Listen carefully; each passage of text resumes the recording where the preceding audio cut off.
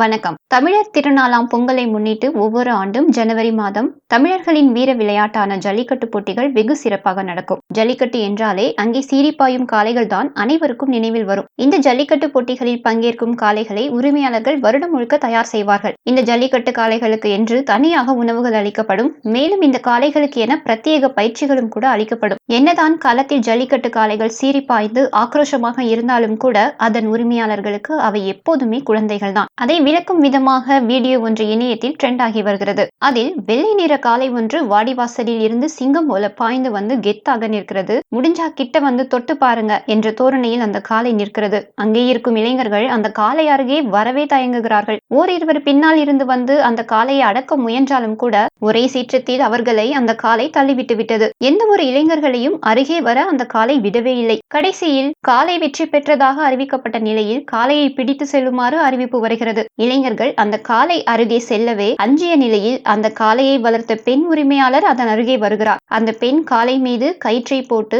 அதை கட்டி கூட்டிச் செல்கிறார். அத்தனை நேரம் எந்த ஒரு நபரையும் கிட்ட கூட விடாமல் அலறவிட்ட அந்த காளை உரிமையாளர் வந்தவுடன் அப்படியே குழந்தை போல மாறி அவர் சொல்வதை கேட்டு அப்படியே அங்கிருந்து நகர்ந்தது. இந்த வீடியோ தான் இணையத்தில் ட்ரெண்டாகி வரும் நிலையில் பலரும் அந்த காளை வளர்ப்பை பாராட்டி தள்ளி வருகின்றனர். இது குறித்து ஒருவர், காளை வளர்ப்புனா இப்படி இருக்கணும், சுத்தி இருக்கிற ஒருத்தரையும் தொடக்கூட விடல, ஆனா கடைசியா வளர்த்த பெண் கயிறு போடும்போது அன்பா குழந்தை மாறி நிற்கும் காளை என்று பதிவிட்டுள்ளார். நாங்கள் பதிவிடும் வீடியோக்கள் உங்களுக்கு பிடித்திருந்தால் மட்டும் லைக், ஷேர் மற்றும் சப்ஸ்கிரைப் செய்து கொள்ளுங்கள். நன்றி, வணக்கம்.